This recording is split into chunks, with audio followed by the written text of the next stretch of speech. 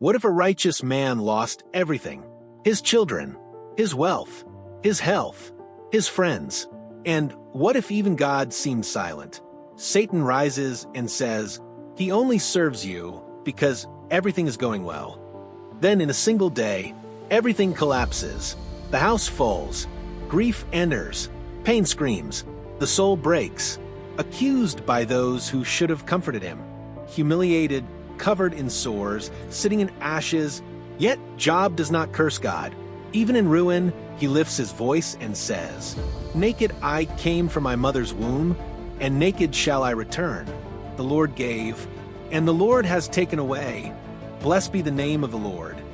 Today, you will hear the full story of the book of Job, like you've never heard before.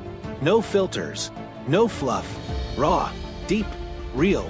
In the vast land of Uz, beneath the scorching skies of the east, lived a man. His name was Job, blameless, upright, God-fearing, and shunning evil. Job was the embodiment of righteousness. He was rich, yes, but his true wealth was in his faith.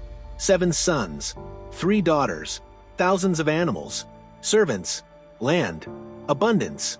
After every joyful feast his children held, Job would rise early, offer burnt offerings, one for each child, saying, perhaps they have sinned and cursed God in their hearts. He was priest of his home, a faithful intercessor, the bridge between his house and heaven. But while Job honored God, the scene shifts. Heaven opens. The sons of God, the angels, appear before the Almighty. Among them comes Satan, not hidden, not disguised, bold, present. God asks, where have you come from? Satan replies, from roaming the earth. God says, have you considered my servant Job? There is no one like him, blameless, upright, fearing God, shunning evil. Satan answers, does Job fear God for nothing? Haven't you put a hedge around him? Touch all he has, and he will curse you to your face. God allows it, but sets boundaries. The stage is set.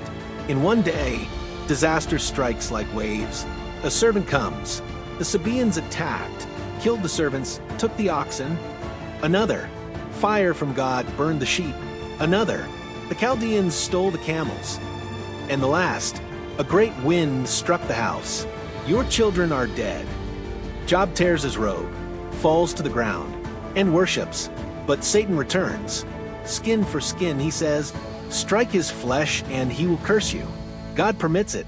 Job is covered in sores. He sits in ashes, scrapes himself with a broken piece of pottery. His wife says, are you still holding to your integrity? Curse God and die. He replies, shall we accept good from God and not trouble? Time passes. God is silent. 3 friends come, Eliphaz, Bildad, Zophar. They sit in silence for 7 days. Then they speak, not to comfort, but to accuse. They say Job must have sinned, that his suffering is judgment. Job weeps. He cries out, why was I born? Why does God keep me alive when I long for death? He debates. He wrestles with despair. He demands an answer from heaven. He longs for a mediator between man and God. But even in his darkest hour, Job says, I know that my Redeemer lives, and that in the end he will stand on the earth. And after my skin has been destroyed, yet in my flesh I will see God. Another voice rises, Elihu, a younger man. He burns with anger, both at Job for justifying himself, and at the friends for failing to truly answer Job's pain. Elihu declares that suffering can be used by God to teach, correct, and refine. And then God speaks out of the whirlwind. Who is this that darkens my counsel with words without knowledge? Where were you when I laid the foundations of the earth? Tell me if you understand. God doesn't give Job a direct answer. Instead, he reveals his power, his wisdom, his vastness. The stars, the sea, the storm, the wild beasts, all bow to his will. And Job, he trembles. He covers his mouth. He repents in dust and ashes. I spoke of things I did not understand, he says, things too wonderful for me to know. God then turns to Job's friends and says, you have not spoken the truth about me, as my servant Job has. Job prays for them, and God restores him, double, his health, his fortune, his family. He has 7 more sons, 3 more daughters, and they are said to be the most beautiful in all the land. Job lives long, sees 4 generations, and dies old and full of days. His story remains, not because of what he lost, but because of who he never let go of. Even when heaven was silent, even when pain screamed louder than faith, Job clung to God. And sometimes that's what real faith looks like. Not the absence of suffering, but worship in the middle of it,